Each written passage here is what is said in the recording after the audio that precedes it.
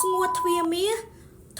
មិនមានសំណើមនៅជាមួយដៃគូហើយចាប់ផ្ដើមមានការឈឺផ្សាក្តៅកាហាយទ្វាមាសជាពិសេសនៅជាមួយគ្នាហើយចាប់ផ្ដើមមានការធ្លាក់សខុសពីធម្មតាធ្លាក់សបែបកកដុំស្អិតស្អិតខាប់មានពណ៌មានក្លិនហើយមានរមាស់ទៀតចាប់ផ្ដើមឡើងកន្ទួលដូចចាំងថ្ងៃ